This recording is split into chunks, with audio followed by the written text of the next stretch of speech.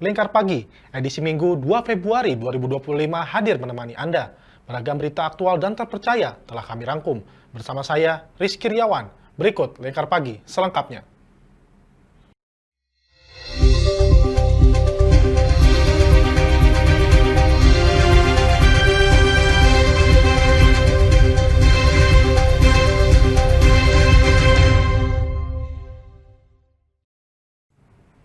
Penjabat Gubernur Jawa Tengah, Komjen Pol Purnawirawan Nana Sujana, menyebut bencana alam yang menerpa Provinsi Jawa Tengah tak bisa dilawan.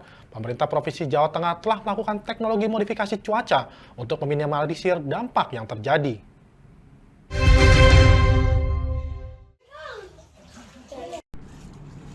Terkait bencana hidrometeorologi yang menimpa sejumlah wilayah di Jawa Tengah, Penjabat Gubernur Jawa Tengah Nana Sujana menjelaskan jika pihaknya telah berkoordinasi dengan Badan Nasional Penanggulangan Bencana untuk melakukan operasi teknologi modifikasi cuaca hingga 12 kali.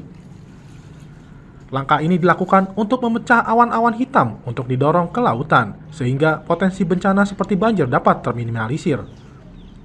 Lebih lanjut, Nana menjelaskan koordinasi lintas sektor telah dilakukan untuk memetakan wilayah rawan bencana, serta memperkuat tanggul yang rawan. Pihaknya pun menegaskan tak bisa melawan alam, namun dapat melakukan pencegahan dan mengurangi resiko.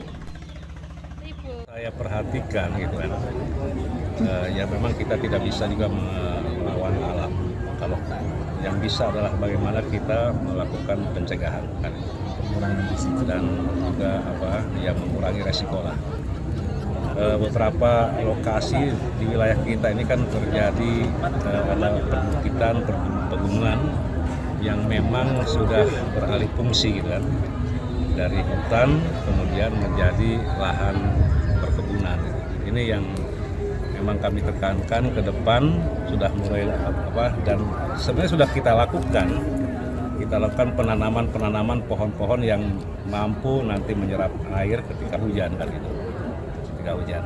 Tetapi ya memang terkadang masyarakat juga memang perlu terus kita ingatkan, dan ini memang PR kami dari pemerintah baik provinsi maupun kabupaten dan kota gitu, untuk ke depan ya tidak terulang lagi lah. Nana Sujana berharap kepada jajaran pemerintahan dan masyarakat untuk turut menjaga hutan sebagai penyerap air sehingga dapat mencegah terjadinya bencana yang lebih besar. Dari Pati, Mutia Parasti, Lingkar TV melaporkan. Baik pemirsa, isu penculikan yang terjadi di wilayah Kecamatan Cepu, Kabupaten Blora belakangan ini sangat meresahkan warga.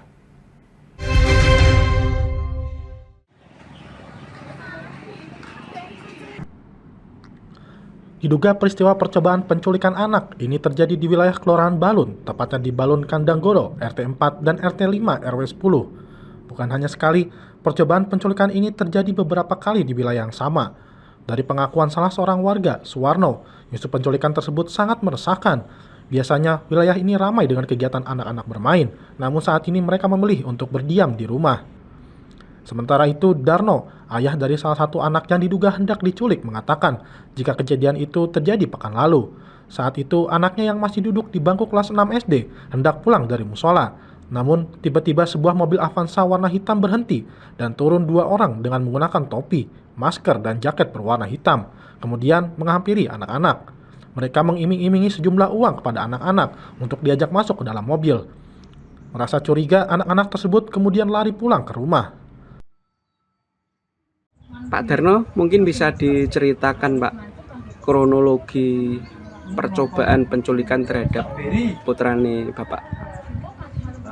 Itu baru pulang dari maghriban langsung pulang, katanya mau main-main di kantor pos kampling gitu loh. Tawari orang uang 100 nggak mau katanya, terus lari, orangnya lari terus anak saya masih di situ ditawar, ini uang mau nggak 100.000, nggak mau, langsung pergi langsung gitu. Ciri-ciri orangnya gimana Pak? Katanya pakai cadar, masker itu, terus topinan, jaketan, terus warna mobil hitam. Ada berapa orang Pak itu? Dua. Katanya 2 orang gitu Pak. Itu kejadian pertama atau sebelumnya di tempat lain ada Pak? Nggak tahu. Katanya Gang Swadaya ya ada. Tempatnya Pak Pur niku, sebelah Pak Pur niku ada jalan belok ke kiri dari sini kan. Berarti kejadian di sini bukan satu-satunya ya Pak? Ya, Harapannya Bapak mungkin punya harapan kepada ya Bapak polisi atau semoga masyarakat sini ya waspada kalau ada orang kecil-kecil main-main, ya waspadalah, jangan sampai kayak gitu. berarti meresahkan ya Pak di sini. Ya meresahkan.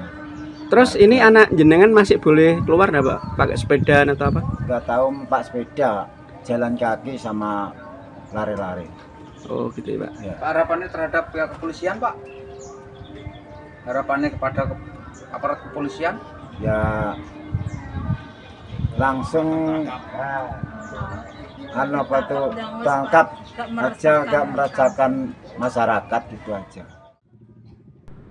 Dari sejumlah komentar dari masyarakat setempat, dugaan upaya penculikan ini sudah beberapa kali terjadi di wilayah yang sama dengan dugaan pelaku yang berbeda. Warga berharap agar polisi bisa lebih meningkatkan patroli agar warga merasa aman dan tidak ada lagi berita yang meresahkan. Dari Kabupaten Blora, Hanafi, Lingkar TV melaporkan.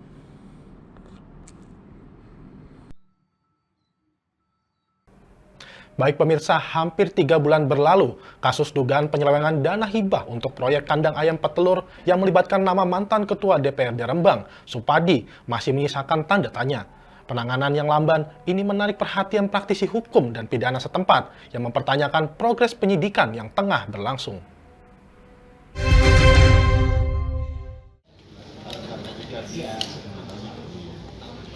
Dugaan penyelewengan ini mencuat setelah laporan masuk pada bulan Agustus lalu terkait dana hibah yang diatasnamakan kelompok tani.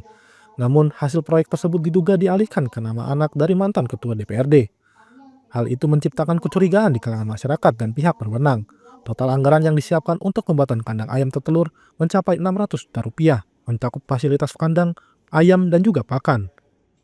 Dalam pernyataannya melalui pesan suara, Kepala Kejaksaan Negeri Rembang, Iwayan Eka Dwidiara melalui kasih intelnya, Yusni Febrian mengungkapkan bahwa kasus ini sudah memasuki tahap penyidikan. Namun, hingga saat ini pihaknya belum dapat menentukan tersangka. Yusni menjelaskan bahwa pengumpulan alat bukti dan barang bukti masih terus berjalan dengan beberapa saksi, termasuk kelompok tani, telah dipanggil untuk memberikan keterangan. Sementara itu, praktisi hukum Abdul Minum mengatakan bahwa ketika suatu kasus telah mencapai tahap penyidikan, seharusnya sudah ada tersangka yang ditetapkan. Dirinya mengungkapkan keheranan tentang lamanya proses yang berjalan. Dirinya juga menekankan pentingnya kejelasan untuk menjaga transparansi dan keadilan. Tindak pidana korupsi itu di dalam prosesnya memang tidak cepat ya. Mulai dari aduan, kemudian setelah adanya aduan, kemudian ditindaklanjuti. Setelah ditemukan bahwa perkara itu layak untuk dilakukan tindak lanjut, maka dilakukan penyelidikan. Setelah penyelidikan dilakukan investigasi, memanggil para semua pihak dan sebagainya. Lanjut kemudian digelar perkara lagi, atau bahasa lain atau ekspos ya. Apakah itu betul unsurnya ada atau tidak, kerugiannya ada tidak. Karena prinsip kerugian negara itu adalah, tipikor itu adalah kerugian negara. Ada tidak kerugian negara. Kemudian kemudian naik menjadi lidik, menjadi dik. Nah, di saat dik ini maka harus sudah memunculkan tersangka. Ya. Maka pertanyaannya adalah prosesnya sampai di mana ini? Masih dalam penyelidikan apa sudah penyidikan? Kalau penyelidikan baru mungkin calon tersangka. Tapi kalau penyidikan harusnya sudah ada tersangka. Nah, kalau sudah dalam penyidikan kemudian tidak ada ekspos, tidak ada pemberitahuan ke publik terkait dengan siapa tersangkanya, ini dalam menurut saya sebagai praktisi tanda tanya, ada apa ini? Jadi kuncinya sejauh mana mereka serius menangani perkara ini. Dari Rembang, Vicky Rio, Lingkar TV melaporkan.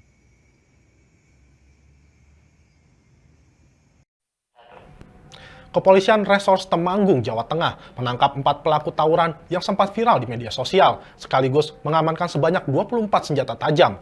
Aksi tawuran yang melibatkan 4 kelompok ini dipicu saling tantang lewat Instagram.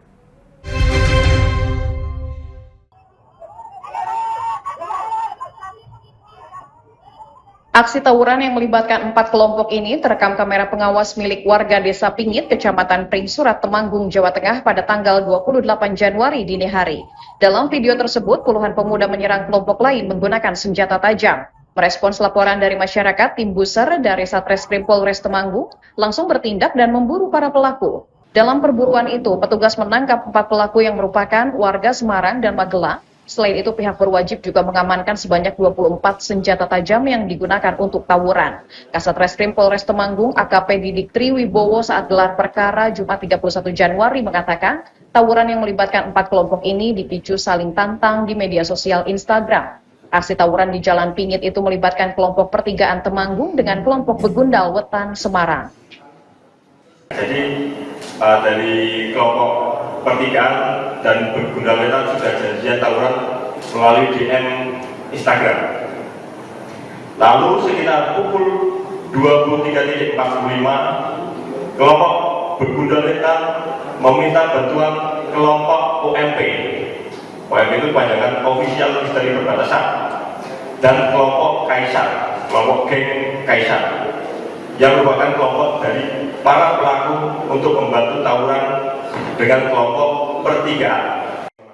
Akibat aksi tersebut, para pelaku dijerat pasal 2 ayat 1 Undang-Undang Darurat Nomor 12 Tahun 1951 dengan ancaman hukuman paling lama 10 tahun penjara.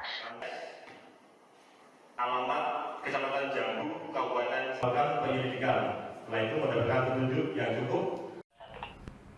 Dinas Pangan dan Pertanian Kota Pangkal Pinang menyatakan Kota Pangkal Pinang kini zero case atau terbebas dari kasus penyakit mulut dan kuku atau PMK pada hewan ternak. Sebelumnya PMK menjangkit sebanyak 96 ekor hewan ternak sapi di wilayah tersebut.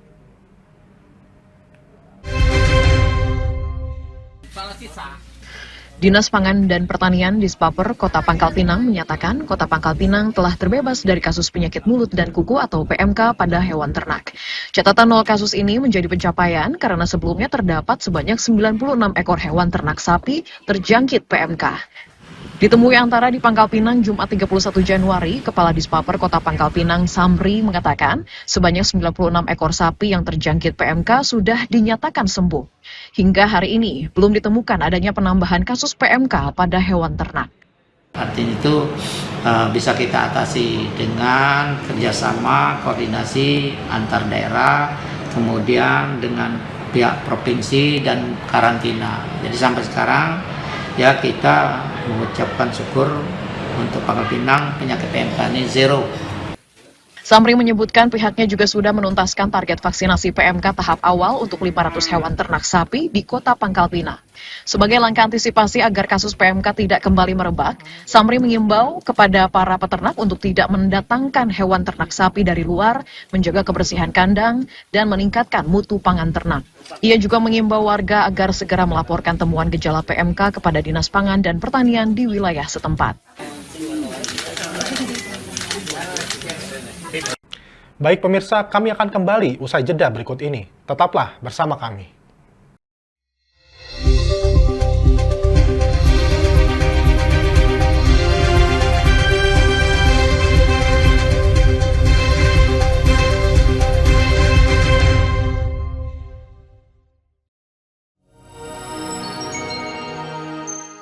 Selain si retinol ini, kalau gitu ngomongin retinol, apa sih dok sebenarnya retinol itu?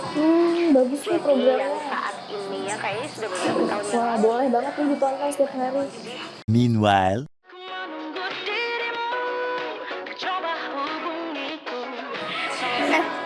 Kamu lagi nonton apa sih dari tadi kok apem-apem mulu? Ini loh lagi nonton program Cantik Sehat di Lingkar TV. Bagus banget nih programnya. Oh ada ya program kayak gitu? Ada loh di programnya di Lingkar TV. Kamu udah tahu kan Lingkar TV? Belum. Kan belum tahu Lingkar TV. Lingkar TV itu TV digital streaming online yang sudah mengantongi izin PSE dari Kominfo dan bisa diakses di HP kalian mestinya. Oh iya? Iya, bagus loh. Coba di download sekarang. Bentar deh, aku tak coba download dulu. Iya. Selain program Cantik Sehat, kalian juga bisa menonton program lainnya di Lingkar TV dan bisa ditonton kapanpun dan dimanapun kalian berada loh. Gimana, udah bisa? Udah nih, punyaku udah bisa. Punyaku juga udah nih. Wah ya, bagus dong kalau udah download semuanya. Tunggu apa lagi? Sekarang giliran kamu download aplikasi Lingkar TV di Play Store.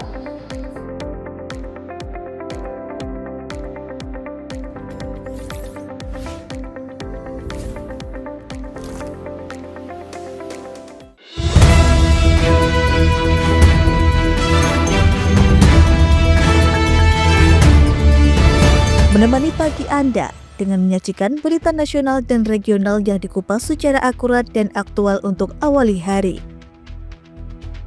Dalam Lingkar Pagi, setiap Senin hingga Sabtu jam 8 pagi hanya di Lingkar TV.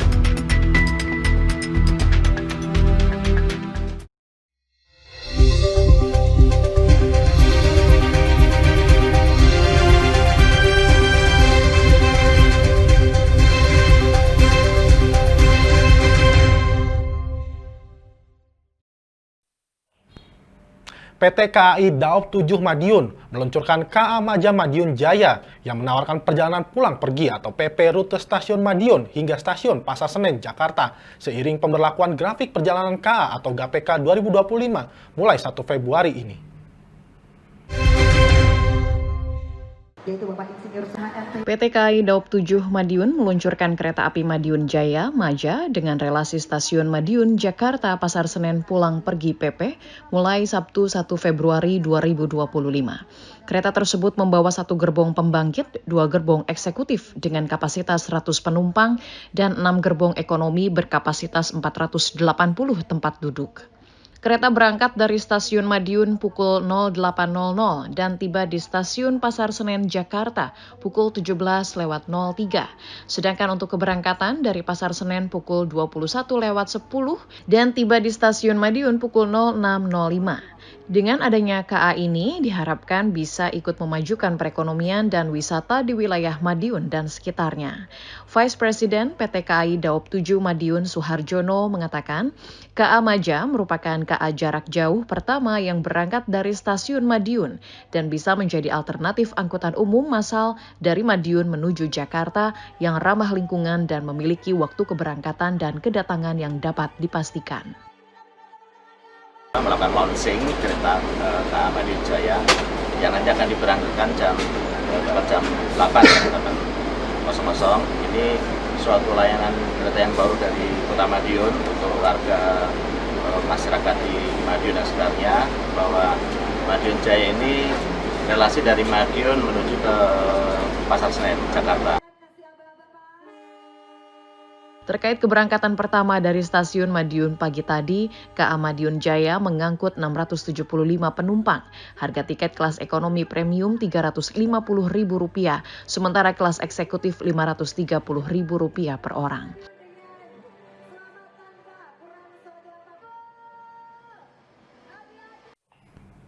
PT Kereta Api Daerah Operasi atau KAI Daob 8 Surabaya mengumumkan perubahan grafik perjalanan kereta api atau GPK yang diterapkan mulai 1 Februari 2025. Sebanyak 13 perjalanan kereta api dari berbagai stasiun di wilayah kerjanya mengalami perubahan jadwal keberangkatan. Selain itu, terdapat 4 KA jarak jauh baru yang berangkat dari sejumlah stasiun Daob 8 Surabaya ke berbagai tujuan.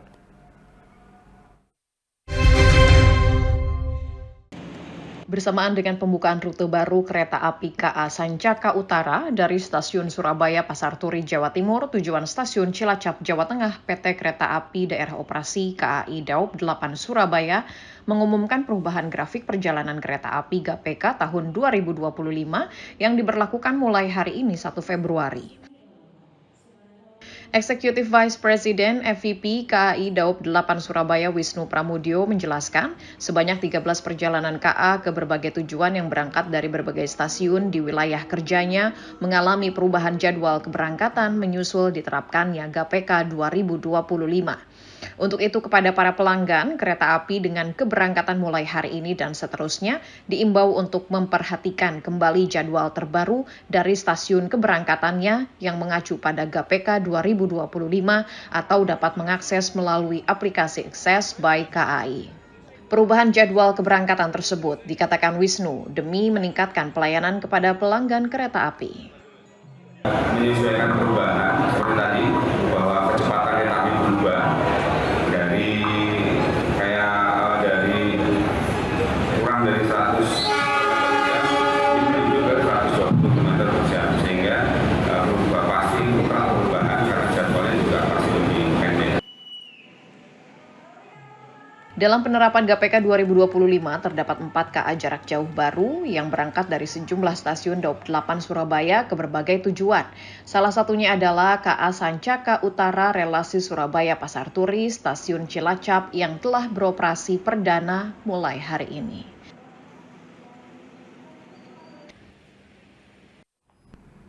Baik pemirsa, PT KCIC resmi menambah frekuensi perjalanan kereta WOS dari 48 menjadi 62 perjalanan per hari mulai 1 Februari 2025. Dengan tambahan frekuensi ini, kereta WOS Jakarta-Bandung PP tersedia setiap 30 menit sekali.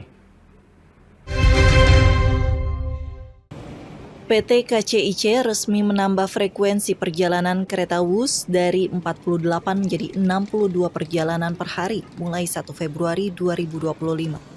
Dengan tambahan frekuensi ini, kereta WUS Jakarta-Bandung PP akan tersedia setiap 30 menit. Sementara layanan WUS dengan rute Jakarta atau Bandung ke Karawang PP tersedia setiap 1 jam.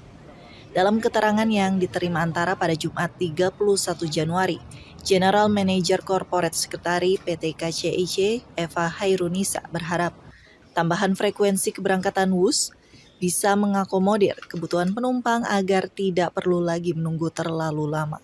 Terdapat juga sejumlah perubahan jadwal dan seperti salah satunya untuk keberangkatan kereta pertama dari Halim pada hari biasa seperti hari Senin sampai dengan hari Sabtu itu keberangkatan kereta pertama menjadi lebih awal di pukul 6.25. Sementara untuk keberangkatan kereta terakhir pun juga menjadi lebih malam. Jadi yang sebelumnya pukul 20.30 untuk kereta terakhir, saat ini mulai 1 Februari menjadi pukul 21.25 masih ada perjalanan kereta terakhir dari Halim menuju Padalarang ataupun juga Tegaluar. KCIC juga menyesuaikan jadwal kereta feeder Padalarang Bandung dengan perubahan jadwal WUS dan waktu tempuh juga berkurang menjadi hanya 18 menit.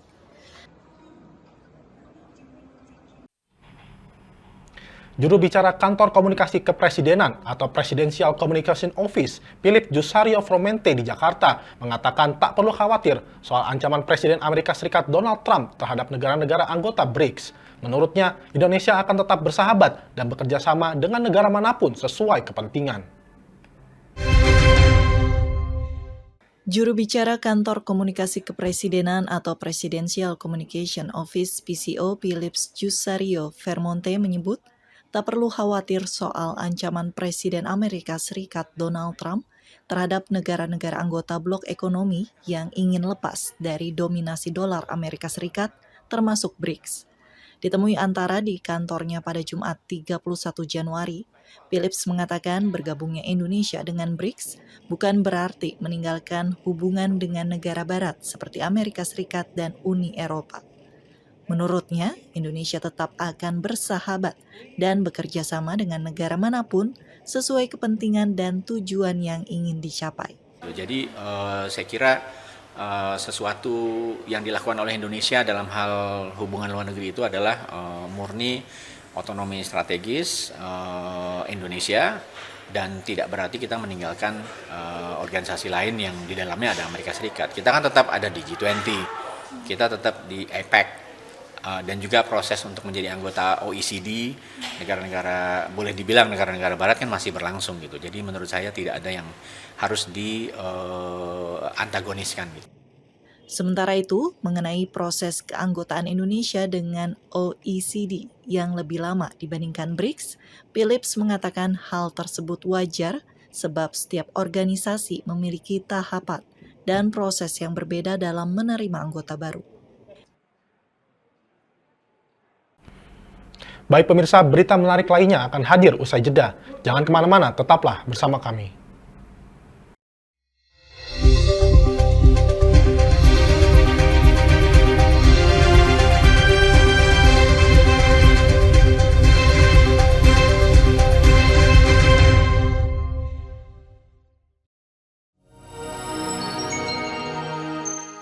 Selain si retinol ini, kalau gitu ngomongin retinol, apa sih dok sebenarnya retinol itu? Bagus nih programnya. Yang saat ini ya kayaknya sudah beberapa tahun yang Wah, lalu. boleh banget nih ditonton setiap hari. Meanwhile,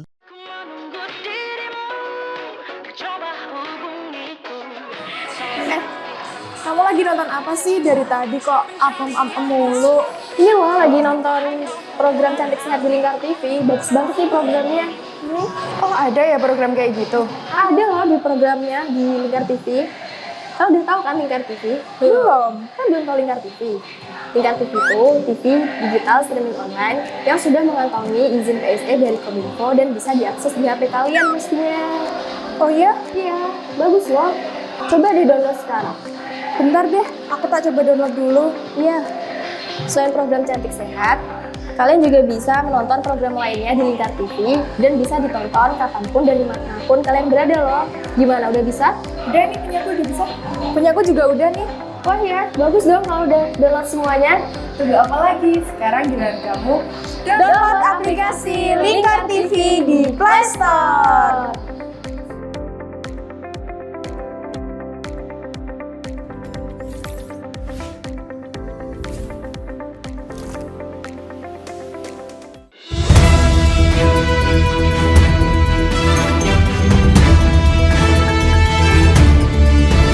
Menemani pagi Anda dengan menyajikan berita nasional dan regional yang dikupas secara akurat dan aktual untuk awali hari. Dalam Lingkar Pagi, setiap Senin hingga Sabtu jam 8 pagi hanya di Lingkar TV.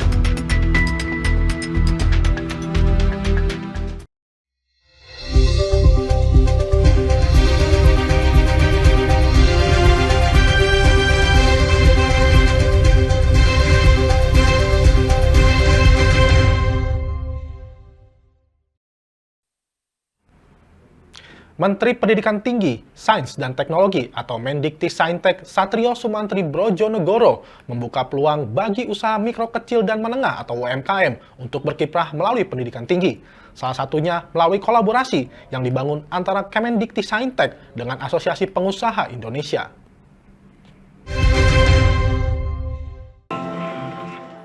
Menteri Pendidikan Tinggi, Sains dan Teknologi Satrio Sumantri Brojonegoro membuka peluang bagi usaha mikro, kecil, dan menengah UMKM untuk berkiprah di pendidikan tinggi. Salah satunya melalui kolaborasi yang dibangun antara Kemendikti-Saintek dengan Asosiasi Pengusaha Indonesia atau APindo, yaitu program APindo UMKM Merdeka. Menteri Pendidikan Tinggi, Sains dan Teknologi Satrio Sumantri dalam acara HUT APindo di Jakarta, Jumat 31 Januari mengatakan program itu merupakan wujud kolaborasi kedua instansi dan bermakna penting untuk mendukung transformasi UMKM. Saya kira juga ada potensi yang ada. UMKM kita kalau kita terus dorong dibina oleh APindo dengan UMKM Merdekanya, saya kira kita akan punya juga nanti UMKM yang akan menjadi tulang punggung pembangunan nasional kita. Menurutnya, kampus-kampus yang fokus pada program UMKM harus memiliki keunikan, termasuk kurikulum yang disesuaikan dengan kebutuhan.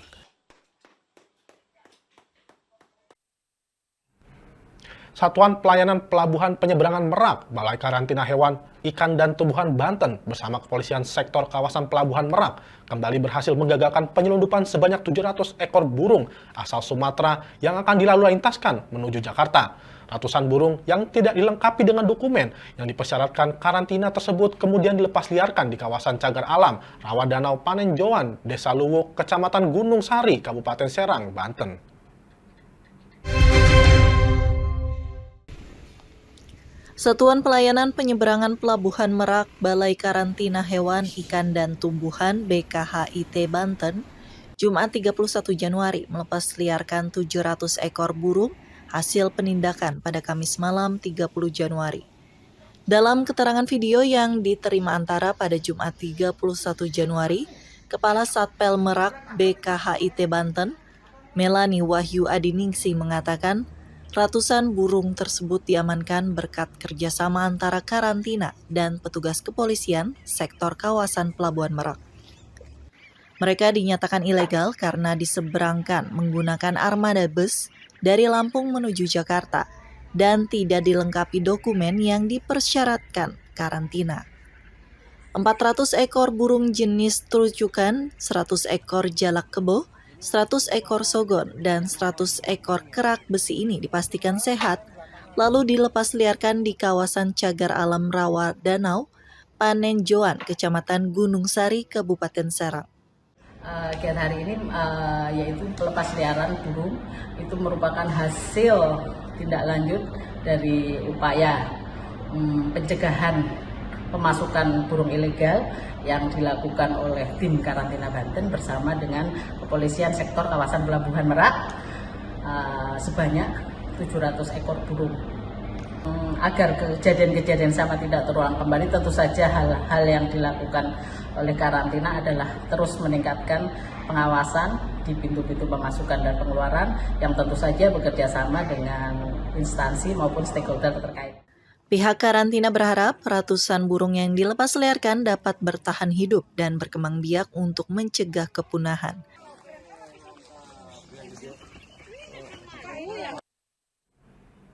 Pemerintah Kota Solo, Jawa Tengah siap melaksanakan program pemeriksaan kesehatan gratis atau PKG yang dimulai pada bulan Februari 2025. Untuk menyukseskan program tersebut, pemerintah pusat Dinas Kesehatan Kota Solo telah menyiapkan 17 puskesmas.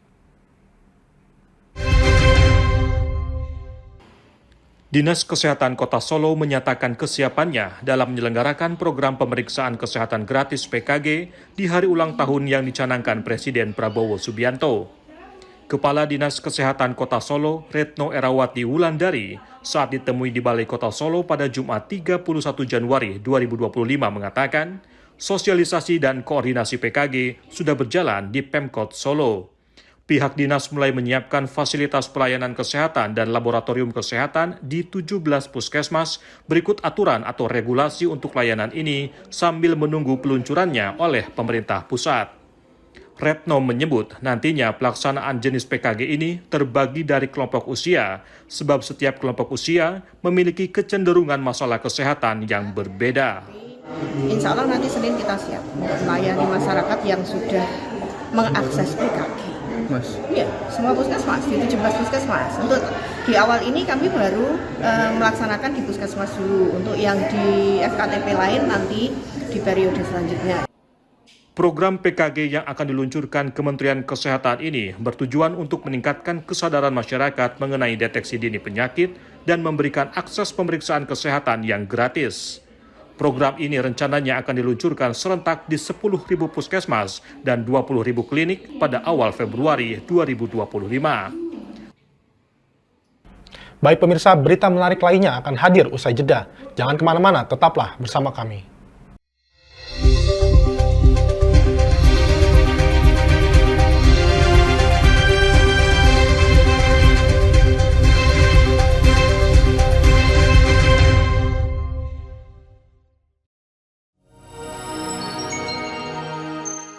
Selain si retinol ini, kalau gitu ngomongin retinol, apa sih dok sebenarnya retinol itu? Bagus nih programnya. Yang saat ini ya kayaknya sudah beberapa tahun yang Wah, boleh banget nih ditonton setiap hari. Meanwhile,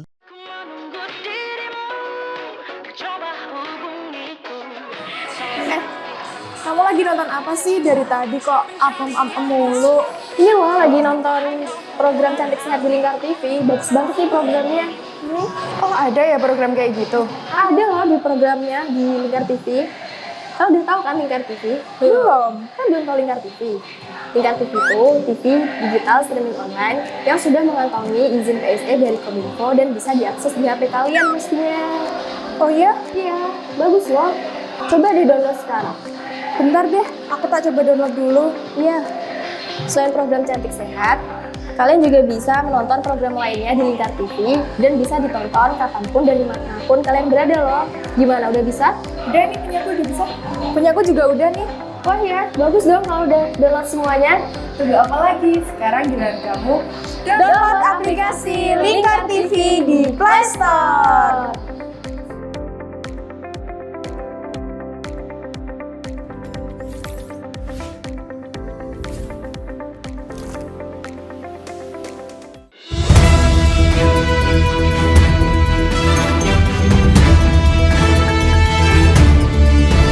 Menemani pagi Anda dengan menyajikan berita nasional dan regional yang dikupas secara akurat dan aktual untuk awali hari. Dalam Lingkar Pagi, setiap Senin hingga Sabtu jam 8 pagi hanya di Lingkar TV.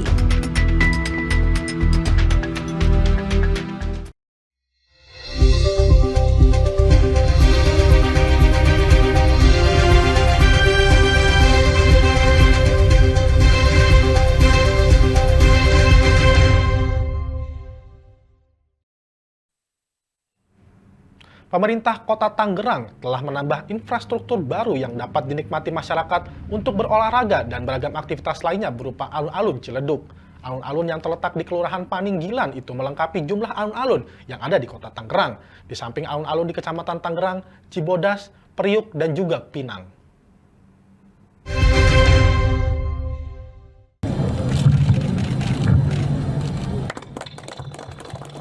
Pemerintah Kota Tangerang telah meresmikan infrastruktur baru berupa alun-alun di Kelurahan Ciledug, Kota Tangerang pada Kamis kemarin, yang dibuka langsung oleh penjabat Wali Kota Tangerang, Nurdin. Alun-alun yang berdiri di lahan seluas 4.000 meter persegi ini berada di Kelurahan Paninggilan Utara dan memiliki konsep sebagai sarana ruang terbuka publik. Kepala Dinas Kebudayaan dan Pariwisata Kota Tangerang, Rizal Ridullah, saat ditemui di kawasan Jati Uwung Jumat 31 Januari 2025 menyebutkan kehadiran alun-alun Ciledug bisa dimanfaatkan oleh masyarakat di wilayah Timur Tangerang untuk berolahraga maupun aktivitas lainnya. Alun-alun Ciledug kita bangun konsepnya ruang terbuka publik, di mana kegunaannya buat sarana interaksi masyarakat, buat sarana olahraga dalam rangka ikut mensukseskan, menyehatkan juga masyarakat. Pihak Disputpark Kota Tangerang juga melakukan penataan taman di sekitar alun-alun yang pembangunannya menelan dana sebesar 2,5 miliar rupiah ini dengan menanam sejumlah pohon dan menyiapkan fasilitas bermain anak-anak. Kehadiran alun-alun di Kecamatan Ciledug juga melengkapi alun-alun yang ada di Kota Tangerang. Total sudah ada 5 alun-alun yang dibangun pemerintah setempat, yakni di Kecamatan Tangerang, Cibodas, Priuk, Pinang, dan Ciledug.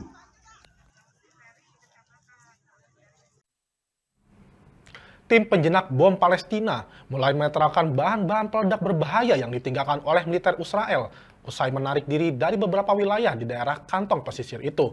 Sisa-sisa itu termasuk sisa bahan peledak berbahaya dan alat peledak rakitan yang mengancam langsung kehidupan warga sipil, terutama anak-anak dan petani.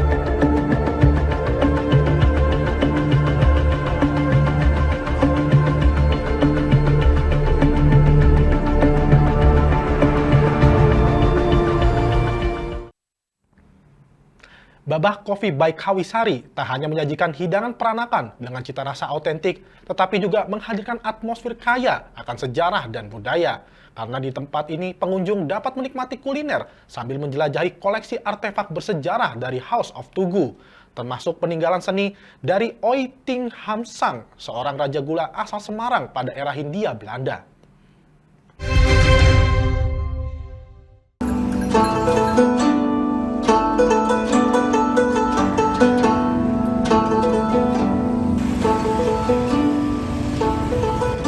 Bagi Anda pecinta seni dan sejarah, tentu akan menyenangkan jika bisa menikmati hidangan sembari menyelami bangunan bersejarah yang syarat dengan nilai-nilai historis.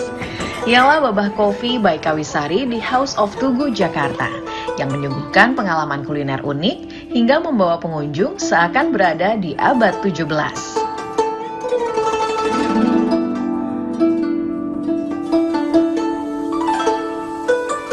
Di setiap sudut restoran ini, Anda yang datang berkunjung bisa mengenal benda-benda antik hingga sejarah peranakan Cina di tanah air dari seorang miliarder keturunan Tionghoa bernama Oi Tiong Ham yang menikahi Raden Ajeng Kasinem, keponakan dari sang pelukis terkenal Raden Saleh.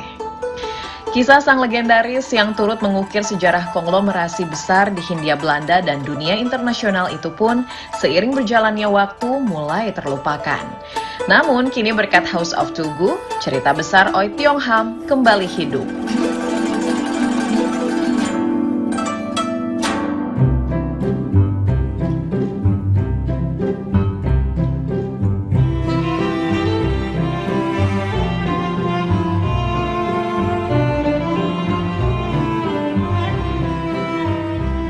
Di dalam bangunan yang dikenal dengan julukan The Forbidden House of Batavia itu, juga terdapat gerbang kelenteng suci dari Burma yang dibuat pada 1750. Artefak kuno berupa dewa dari mitologi Jepang yang diberikan kepada Kempetai, hingga peristiwa-peristiwa besar yang membentuk wajah Batavia dan mengakar kuat di Kali Besar Kota Tua.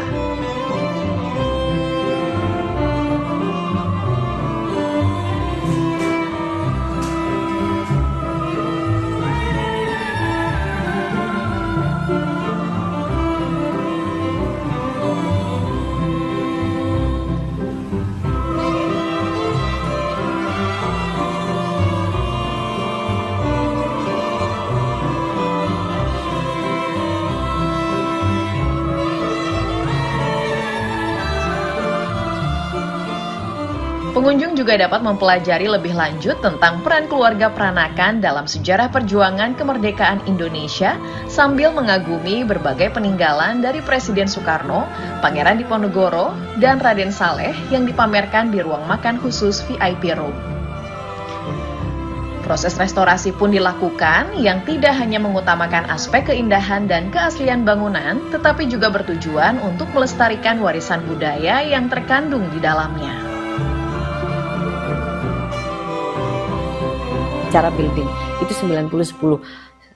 90 sudah direstorasi karena sudah 300 tahun. Ya, nggak mungkin aslinya banget dari zaman dulu, dan 10% keaslian. Jadi mulai dari mungkin tempatnya ya gitu. Tapi kalau kita mengenai collection, kita di 60-40. 60% asli, 40 tidak. Seekor naga di langit bangunan berarsitektur peranakan yang kental itu pun seakan menjadi pengalaman visual yang tak hanya memanjakan mata, tetapi juga membaur harmonis dengan kelezatan hidangan yang dinikmati saat perayaan Imlek berlangsung. Menu seperti iga rawon disajikan dalam bauban yang berpadu sempurna dengan acar timun Jepang serta kecambah yang menciptakan kombinasi rasa identik Nusantara, peranakan Cina, dan Jepang yang tak terlupakan.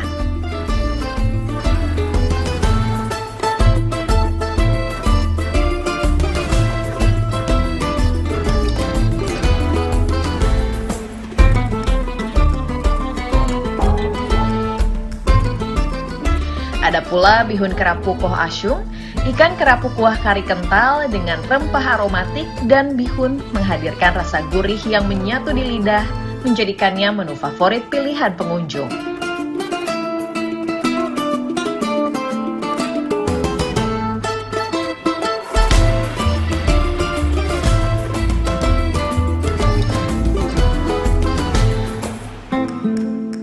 Juga ada sushi yang menyerupai red velvet cake dengan ikan kakap panggang, tobiko, dan remahan dari buah bit dengan sensasi rasa yang kontras.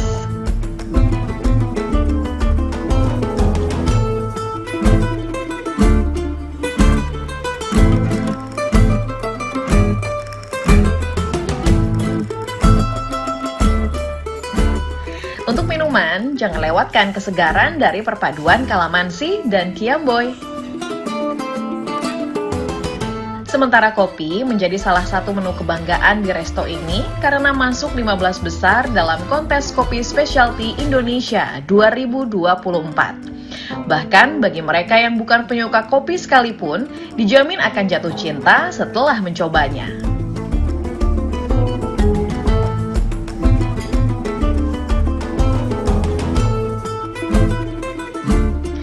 Memadukan sejarah dan kenikmatan dalam setiap suapan, rasanya menjadi kesempatan langka dalam berpengalaman kuliner dengan cara yang penuh makna.